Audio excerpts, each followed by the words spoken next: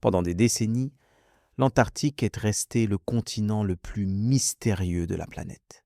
Un désert blanc où les températures descendent à 70 degrés sous zéro, où le vent souffle à 300 km par heure, où la glace recouvre des secrets que personne n'ose imaginer. Mais sous cette surface glacée, des rumeurs persistent, des structures géométriques parfaites, des pyramides aussi grandes que celles d'Égypte, des bases militaires abandonnées et des entrées vers un monde souterrain que certains appellent Agartha. Qu'est-ce qui se cache vraiment sous la glace de l'Antarctique ? Pourquoi tant d'expéditions secrètes ont-elles été lancées vers ce continent hostile ? Et pourquoi certaines découvertes n'ont jamais été rendues publiques ? Ce n'est pas une simple question de curiosité scientifique, c'est une question de mémoire collective, de pouvoir politique et de secret qui touchent nos origines mêmes de notre civilisation. L'Antarctique n'est pas qu'un continent gelé, c'est un coffre-fort naturel qui préserve des traces d'un passé que nous ne comprenons pas encore. Tout a commencé bien avant que les premiers explorateurs n'atteignent le pôle sud. Les cartes anciennes, comme celle de l'amiral turc Piri Reis datant de 1513, montrent déjà les côtes de l'Antarctique avec une précision troublante. Comment est-ce possible, alors que le continent n'a été officiellement découvert qu'en 1820 ? Ces cartes suggèrent que quelqu'un avait cartographié ces terres bien avant l'ère moderne. Peut-être à une époque où l'Antarctique n'était pas encore recouvert de glace. Les géologues estiment que le continent antarctique était libre de glace il y a environ 6000 ans. À cette époque, le climat était différent. Des forêts poussaient peut-être sur ces terres. Des rivières coulaient. Et si des civilisations humaines avaient existé là-bas ? Si des peuples anciens avaient construit des villes, des temples, des monuments qui aujourd'hui reposent sous 3 kilomètres de glace ? Ces questions ne sont pas nouvelles. Elles hantent les explorateurs depuis plus d'un siècle. Mais c'est au XXe siècle que l'Antarctique est devenu le théâtre d'événements qui défient toute explication rationnelle. En 1938, l'Allemagne nazie a lancé une expédition secrète vers l'Antarctique. L'opération portait le nom de Neuschwabenland, du nom de la région revendiquée par les Allemands sur la côte antarctique. 2 navires, le Schwabenland et un brise-glace, ont transporté une équipe de scientifiques, d'ingénieurs et de militaires vers le continent blanc. Pendant plusieurs semaines, des avions équipés de caméras ont survolé des milliers de kilomètres carrés de territoire antarctique, prenant des photographies aériennes détaillées. Mais pourquoi ? Pourquoi le Troisième Reich investirait-il autant de ressources dans l'exploration d'un continent gelé et inhabitable alors que l'Europe se préparait à la guerre ? Les documents officiels parlent d'une mission scientifique visant à établir une présence allemande dans l'Antarctique et à revendiquer des territoires pour le Reich. Mais les rumeurs racontent une histoire bien différente. Selon certains témoignages jamais confirmés, les nazis cherchaient quelque chose de spécifique, des entrées, des cavernes, des structures souterraines qui existaient déjà sous la glace. La mythologie nazie était profondément imprégnée de théories ésotériques. Heinrich Himmler, chef de la SS, était obsédé par les légendes nordiques, les civilisations perdues et les pouvoirs mystiques. Il croyait fermement à l'existence d'une race supérieure ancestrale qui aurait vécu dans des régions polaires avant une catastrophe climatique. Cette race aurait survécu en se réfugiant sous terre, dans des royaumes souterrains accessibles par des passages secrets. L'Antarctique correspondait parfaitement à cette vision. Un continent isolé, protégé par des conditions extrêmes, où personne ne pouvait facilement s'aventurer. Un lieu idéal pour cacher des secrets, construire des bases, mener des recherches interdites.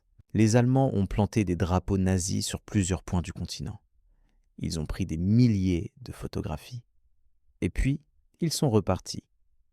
Officiellement, l'expédition a été un succès.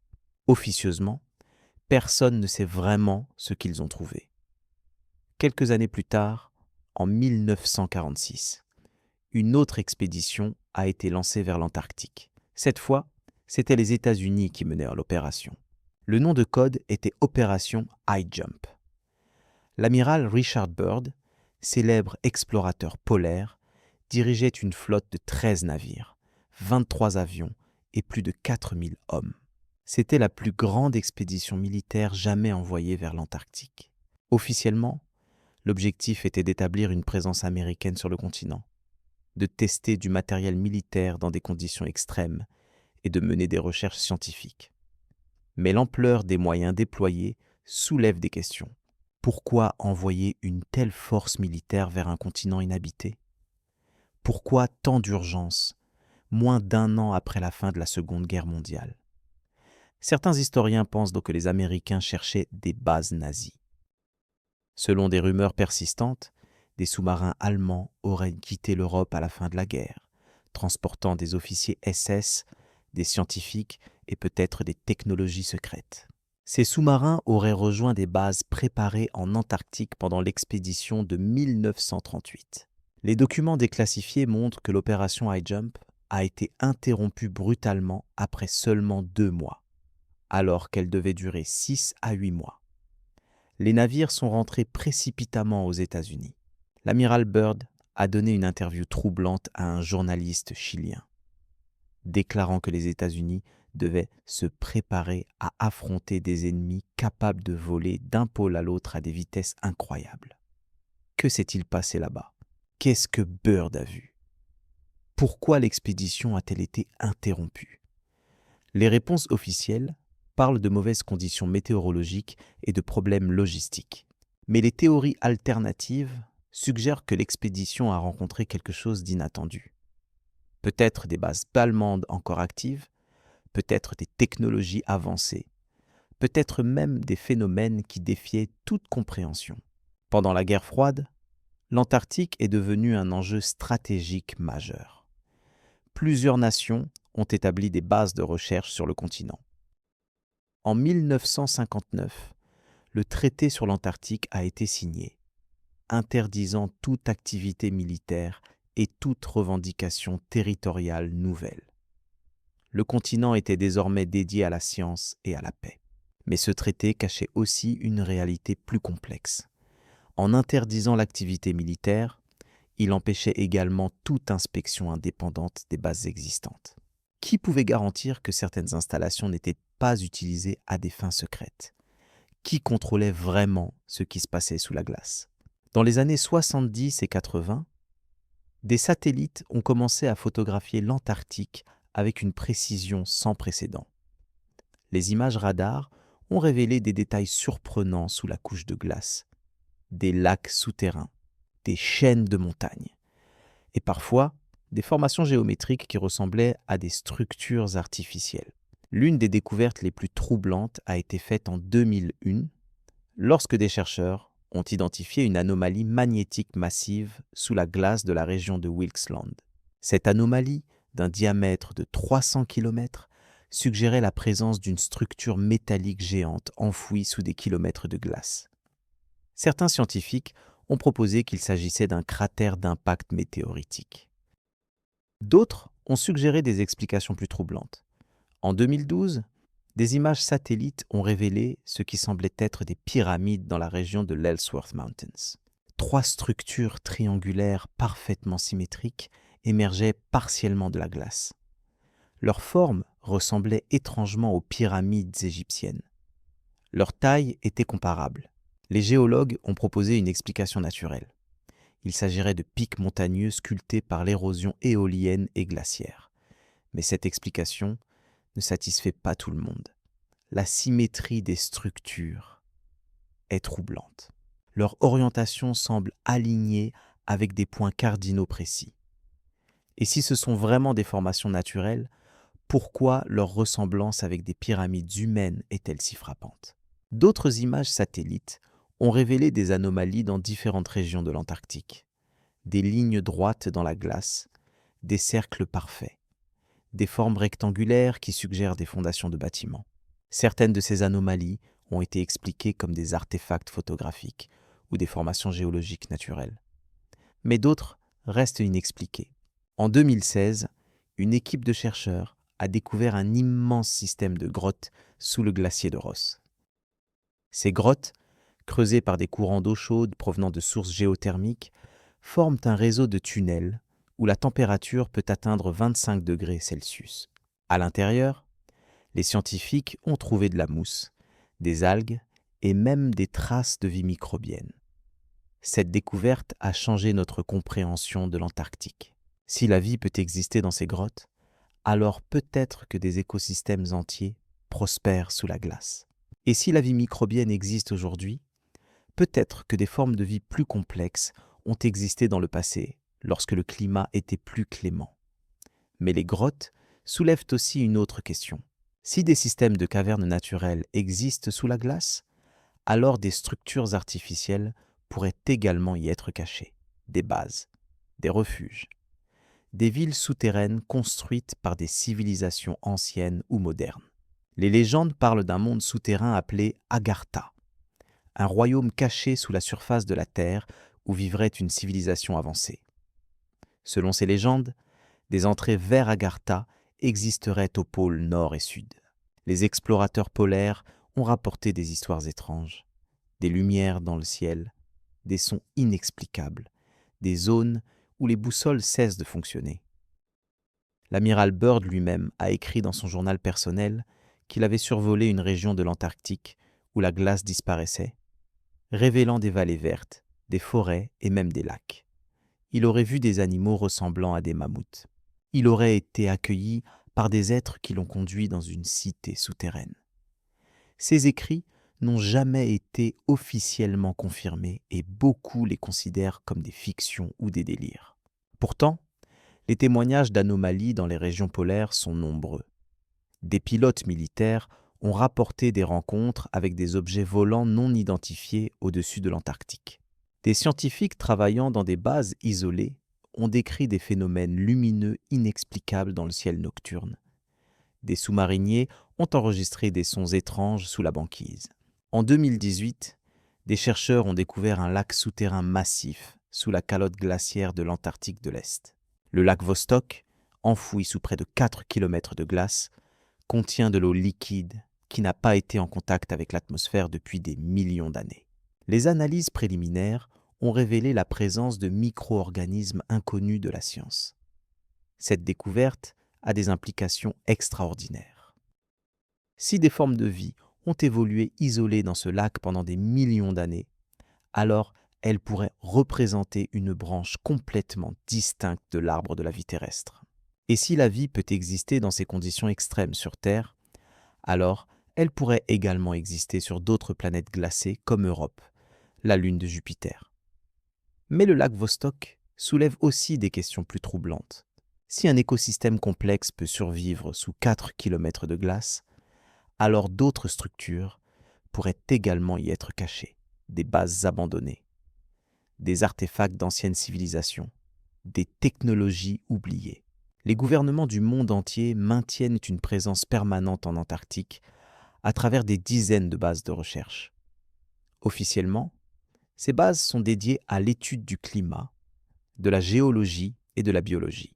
Mais certaines installations sont entourées de secrets, des zones interdites existent, des vols de reconnaissance sont régulièrement effectués, et certaines découvertes ne sont jamais rendues publiques.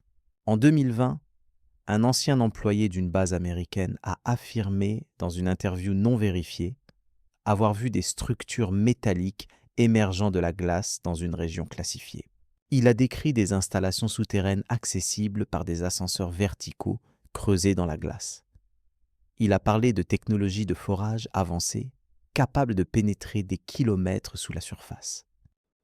Ces déclarations n'ont jamais été confirmées et beaucoup les considèrent comme des inventions.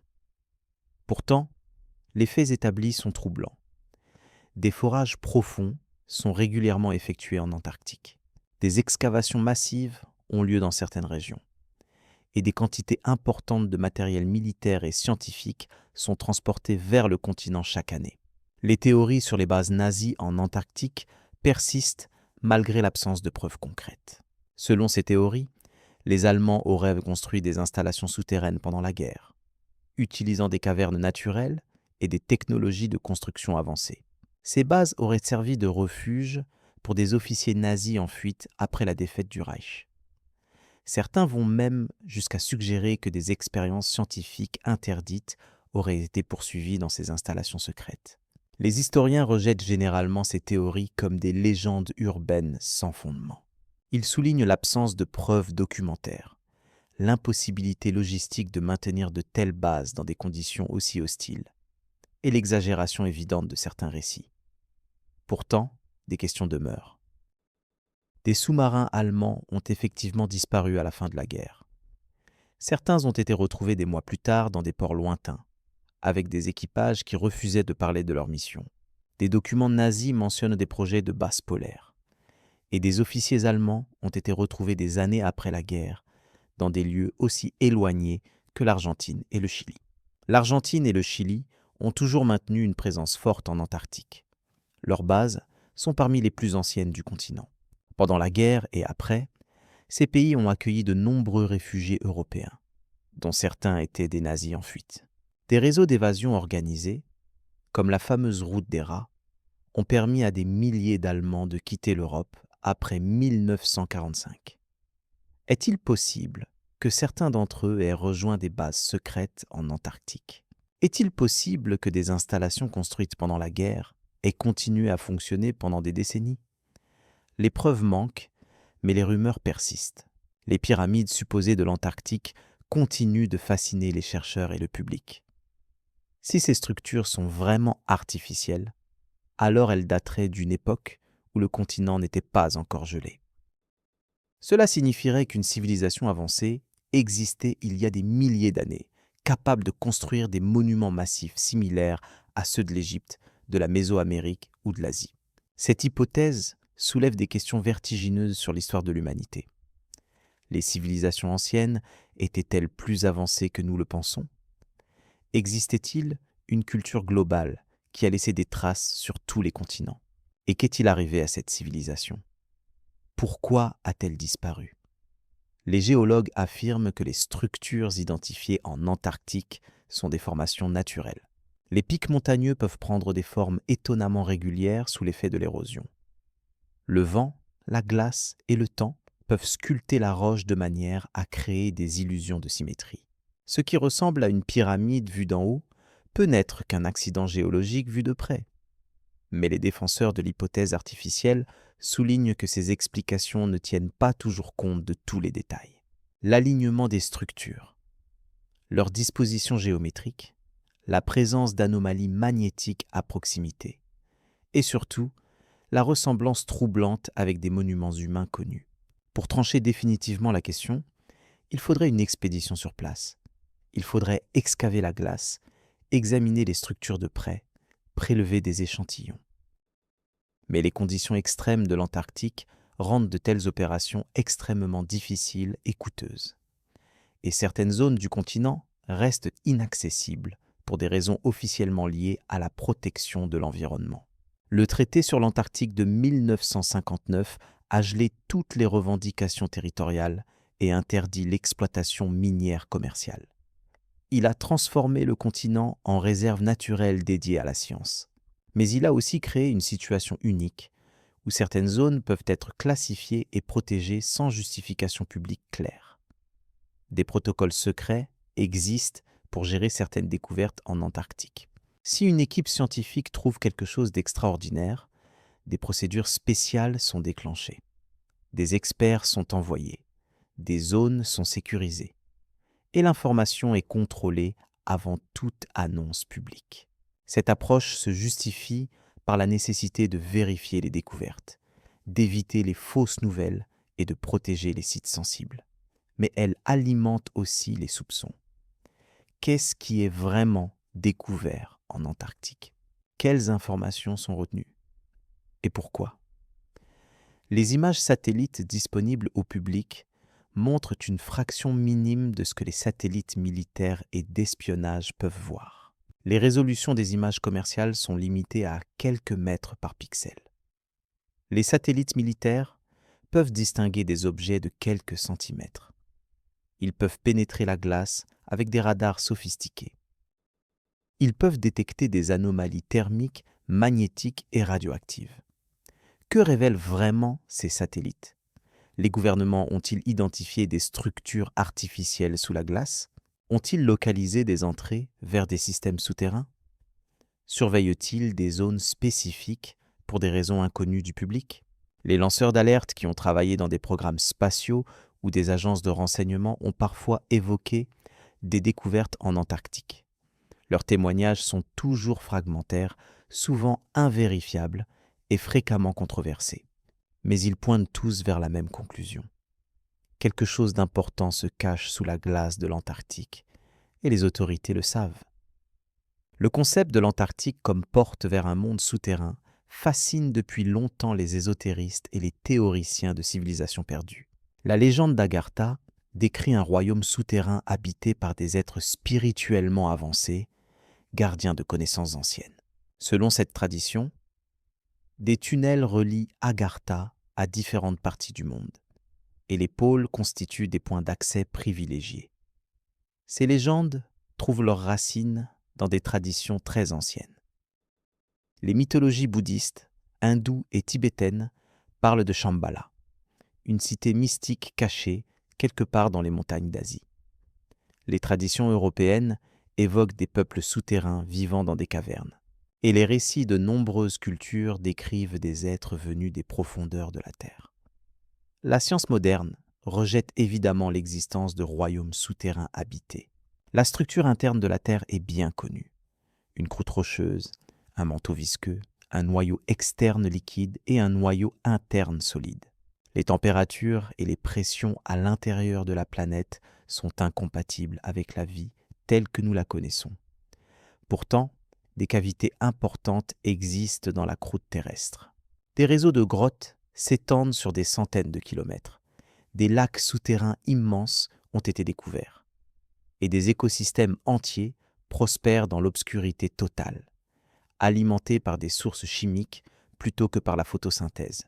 En Antarctique, les conditions sont particulièrement propices à l'existence de vastes systèmes souterrains. La chaleur géothermique crée des poches d'eau liquide sous la glace. Des volcans actifs percent la calotte glaciaire, et des fissures dans la roche permettent à l'eau de circuler profondément sous la surface. Des scientifiques ont proposé que des écosystèmes complexes pourraient exister dans ces environnements souterrains. Des formes de vie adaptées à l'obscurité, à la chaleur et à l'absence totale de contact avec la surface. Si de tels écosystèmes existent, alors des cavernes habitables pourraient également exister.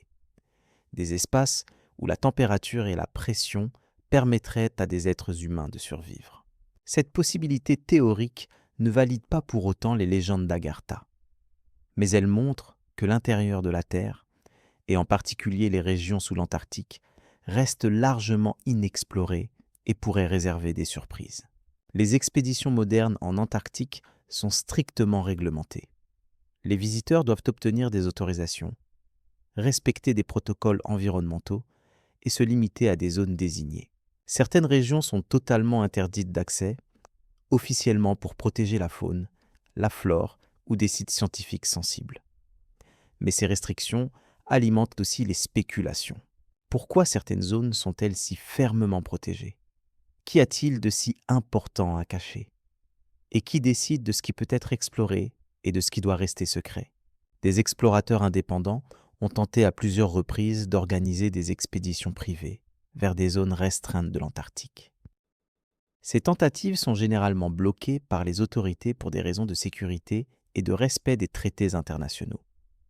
Mais certains affirment avoir réussi à atteindre des régions interdites et y avoir vu des choses étranges.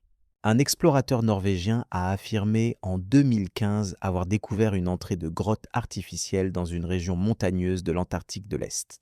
Il a publié des photographies montrant ce qui ressemble à une ouverture taillée dans la roche, avec des bords droits et des angles précis.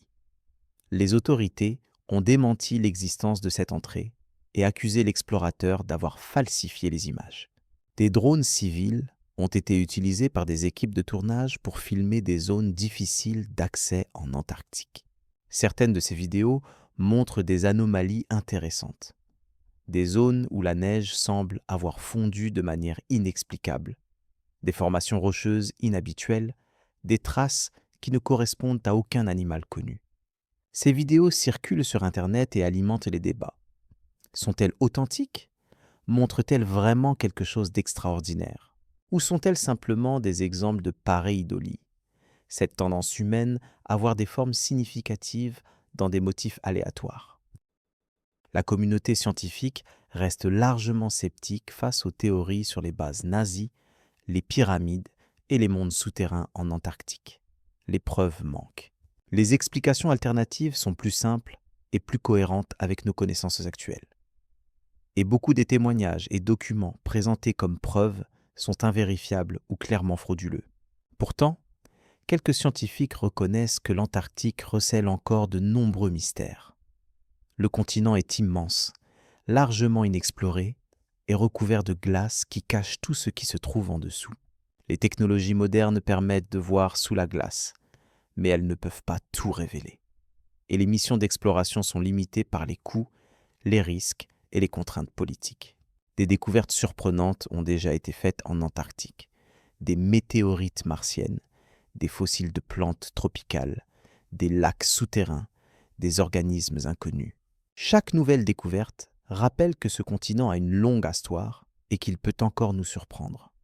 Les changements climatiques actuels transforment l'Antarctique à un rythme sans précédent.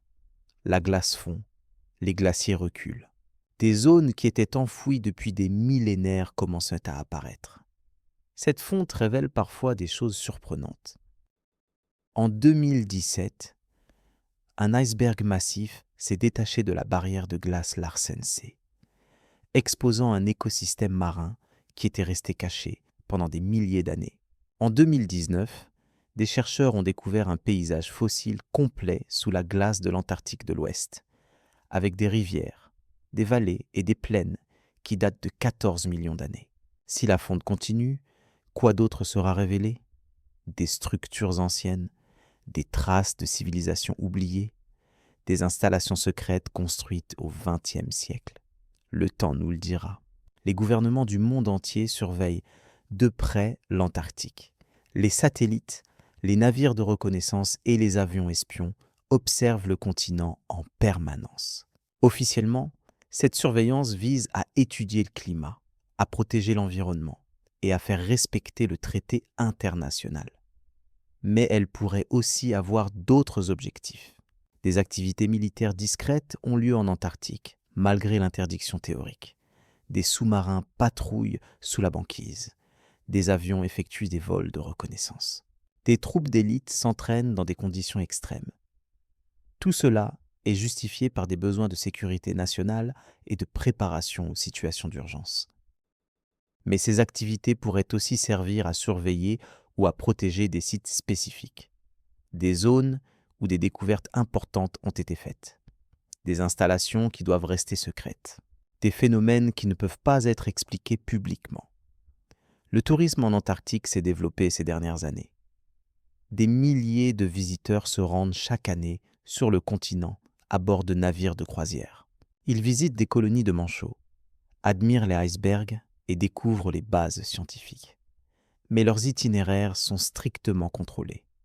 Ils ne voient qu'une fraction minuscule du continent, les zones jugées sûres et acceptables. Aucun touriste ne visite les régions intérieures. Aucun ne s'approche des zones classifiées. Aucun ne voit ce qui se cache vraiment sous la glace. Le tourisme antarctique est une vitrine soigneusement orchestrée qui ne révèle rien de vraiment important. Les médias grand public parlent rarement de l'Antarctique, sauf pour évoquer le changement climatique ou publier de jolies photos de paysages glacés. Les découvertes scientifiques sont rapportées, mais toujours de manière filtrée et contrôlée. Les théories alternatives sont ridiculisées ou ignorées, et les questions dérangeantes ne sont jamais posées.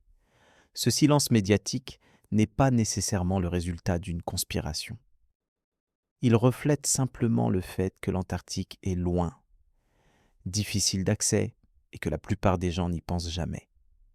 Mais il contribue aussi à maintenir le mystère et à empêcher un débat public informé sur ce qui se passe vraiment là-bas.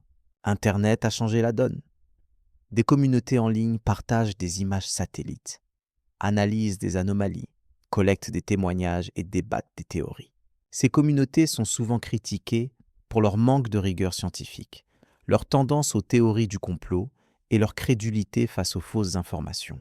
Pourtant, elles jouent aussi un rôle important. Elles maintiennent l'attention sur l'Antarctique. Elles posent des questions que les institutions officielles préfèrent éviter. Et parfois, elles identifient des anomalies réelles qui méritent d'être étudiées sérieusement. La vérité sur l'Antarctique se situe probablement quelque part entre le scepticisme scientifique rigide et les théories les plus extravagantes. Il est peu probable que des bases nazies actives existent encore sous la glace.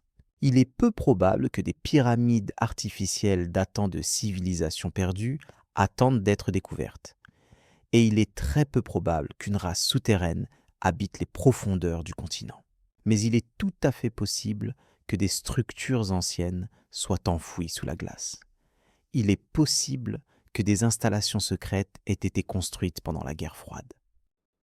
Il est possible que des découvertes importantes aient été faites et gardées secrètes pour des raisons politiques ou stratégiques. L'Antarctique est un continent de glace et de mystère, un lieu où le passé et le présent se rencontrent sous une couche blanche qui protège ses secrets, un endroit où la science se heurte aux limites de la connaissance humaine, un territoire qui défie notre compréhension et notre imagination. Ce que nous savons avec certitude, c'est que l'Antarctique n'a pas encore révélé tous ses secrets, que des découvertes importantes restent à faire, que des questions fondamentales demeurent sans réponse, et que la glace, lentement, commence à fondre, promettant de révéler ce qu'elle cachait depuis si longtemps. Les pyramides, si elles existent, pourraient changer notre compréhension de l'histoire humaine.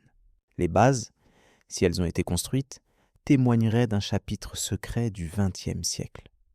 Les entrées souterraines, si elles sont réelles, ouvriraient des perspectives vertigineuses sur la structure de notre planète. Mais au-delà des théories et des spéculations, l'Antarctique nous rappelle une vérité fondamentale. Le monde est plus grand et plus mystérieux que nous le pensons. Nous ne connaissons qu'une fraction de ce qui existe. Nous ne comprenons qu'une partie de ce que nous observons. Et nous devons rester humbles face à l'immensité de ce que nous ignorons encore. Les explorateurs du XXe siècle ont risqué leur vie pour atteindre les pôles. Les scientifiques du XXIe siècle risquent leur carrière pour défendre des théories controversées. Et peut-être qu'un jour, une expédition découvrira quelque chose de si extraordinaire que toutes nos certitudes seront bouleversées. En attendant, l'Antarctique garde ses secrets. La glace protège ce qu'elle cache. Les gouvernements contrôlent ce qui peut être dit. Et nous restons avec nos questions, nos doutes et notre fascination pour ce continent blanc qui refuse de dévoiler tous ses mystères. Les légendes continueront de circuler. Les théories continueront d'évoluer. Les images satellites continueront de révéler des anomalies intrigantes. Et l'humanité continuera de s'interroger sur ce qui se cache vraiment sous la glace de l'Antarctique. Car au fond, le mystère de l'Antarctique n'est pas seulement une question de faits et de preuves. C'est une question de ce que nous sommes prêts à croire, de ce que nous osons imaginer et de ce que nous acceptons de ne pas savoir. C'est le reflet de notre besoin de mystère, de notre soif de découverte et de notre refus de croire que tout a déjà été exploré. L'Antarctique est le dernier grand désert blanc de notre planète, un continent presque aussi grand que l'Europe, presque entièrement recouvert de glace, presque totalement inhabité. Un lieu où les règles normales de la vie humaine ne s'appliquent pas. Un territoire qui appartient à tous et à personne. Et peut-être, quelque part sous cette glace éternelle, des réponses attendent, des preuves qui changeraient notre histoire, des structures qui remettraient en question nos origines, des secrets qui expliqueraient pourquoi tant d'efforts ont été déployés pour contrôler ce continent lointain. Les nazis ont-ils vraiment construit des bases en Antarctique ? Des pyramides anciennes reposent-elles sous la glace ? Des entrées vers un monde souterrain existent-elles au pôle ? Nous ne le savons pas encore. Nous ne le saurons peut-être jamais avec certitude.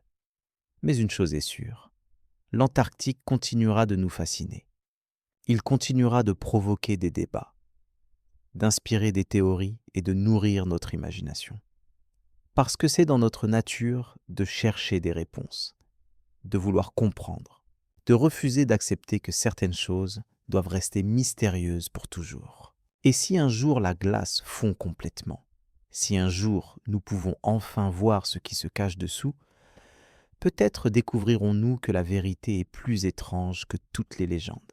Ou peut-être découvrirons-nous que l'Antarctique n'était qu'un continent de glace, après tout, et que les mystères n'existaient que dans notre esprit. Mais jusque-là, le continent blanc gardera ses secrets. Les rumeurs persisteront. Les questions resteront sans réponse, et l'Antarctique continuera d'être ce qu'il a toujours été. Un lieu de mystère, d'aventure et d'inconnu, le dernier grand territoire inexploré de notre monde moderne. Que cache vraiment l'Antarctique? Seul le temps nous le dira. Seule la fonte des glaces révélera ce qui a été caché pendant des millénaires. Seule la vérité, quelle qu'elle soit, mettra fin aux spéculations. En attendant, nous continuons de regarder vers le sud. Nous continuons d'analyser les images satellites. Nous continuons de nous demander ce qui pourrait se trouver là-bas, sous des kilomètres de glace, dans l'un des endroits les plus hostiles et les plus mystérieux de notre planète.